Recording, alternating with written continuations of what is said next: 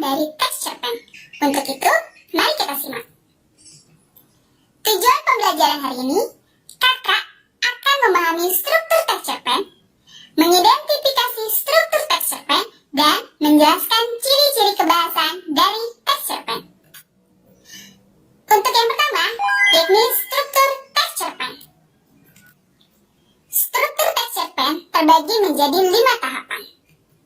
Perkenalan, komplikasi, klimaks, penyelesaian, dan amanat. Nah, ini adalah kelima tahapan dari struktur teks cerpen. Perkenalan. Bagian ini memperkenalkan siapa para pelaku, apa yang dialami pelaku, dan di mana terjadinya peristiwa.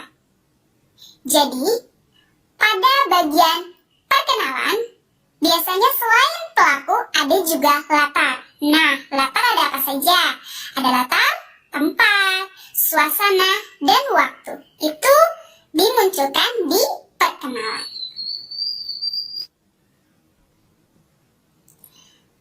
Komplikasi. Dalam bagian ini, konflik muncul dan para pelaku mulai beraksi terhadap konflik, kemudian konflik meningkat.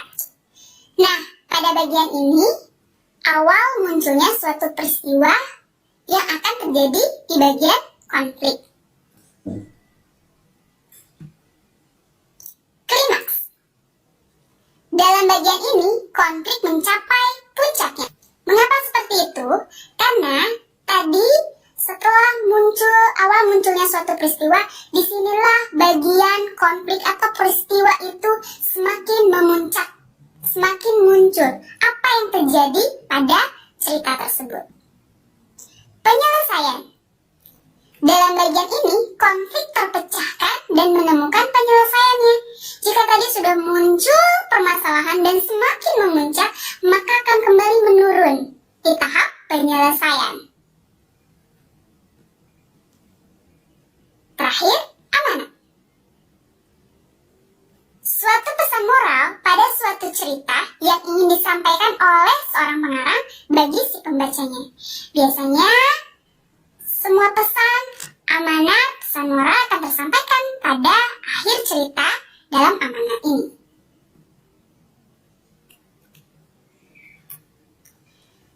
Oke, itu tadi struktur teks cerpen. Ya, ada 5 tahapan. Sekarang kita masuk ke kebahasaan teks cerpen. Nah, apa saja yang ada dalam kebahasaan teks cerpen? Yang pertama, kata sifat. Kata sifat di sini terbagi menjadi beberapa jenis ya Kak. Ada mendeskripsikan sifat, karakter atau keadaan. Contohnya sehat, cantik, gaduh.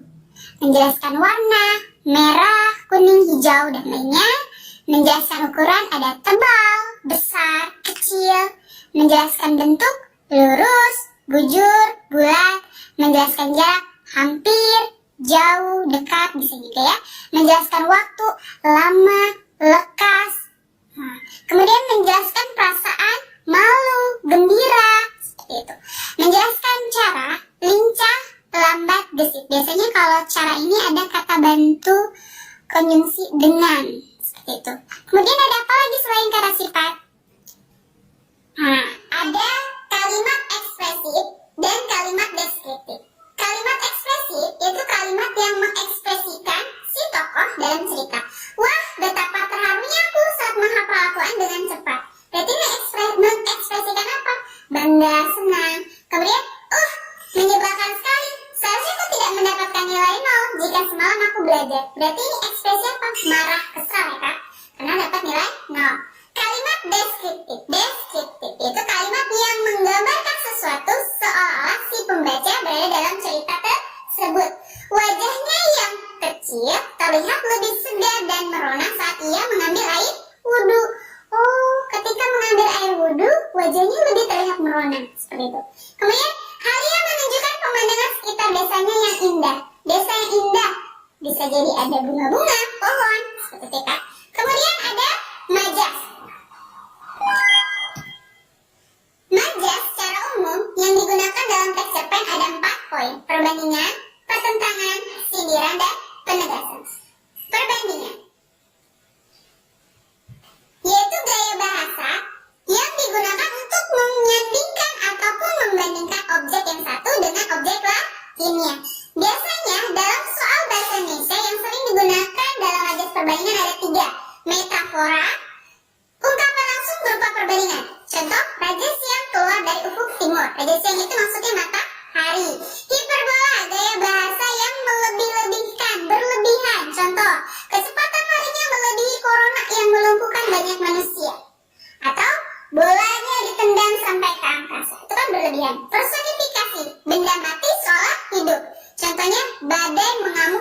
bukan rumah penduduk. Kemudian ada majas pertentangan, yaitu gaya bahasa yang menggunakan kata-kata kias yang bertentangan dengan maksud asli dari si penulis. Tua, muda, besar, kecil ikut meramaikan perlombaan. Selanjutnya majas sindiran, yaitu gaya bahasa yang menyatakan sindiran untuk meningkatkan kesan dan pengaruhnya terhadap pembaca. Contoh, bagus sekali tulisanmu, saking bagusnya sampai tidak dapat terbaca. Ini majas ironi. Oke, selanjutnya tadi yang terakhir ada majas penegasan. Nah, majas penegasan yaitu gaya bahasa yang menyatakan penegasan atau pengulangan untuk meningkatkan kesan dan pengaruhnya terhadap pembaca. Contohnya, marilah kita sambut pahlawan kita, marilah kita sambut idola kita, dan marilah kita sambut putra bangsa. Ini adalah majas repetisi, pengulangan dari kata mariola. Nah, teman-teman sekalian atau kakak-kakak sekalian, itulah ciri kebahasaan yang ada dalam teks cerpen, ya. Mulai dari kata sifat, kemudian ada kalimat ekspresif, kalimat deskriptif, dan majas. Itu saja yang bisa Ustazah sampaikan untuk pertemuan kali ini. Cukup sekian dan terima kasih. Selamat belajar. Jika ada yang mau tanyakan, silahkan hubungi Ustazahnya masing-masing. Ada Ustazah Eka, Ustazah Silvi, dan Ustazah Rizka. Sekian dari Ustazah, tetap semangat. Wassalamualaikum warahmatullahi wabarakatuh.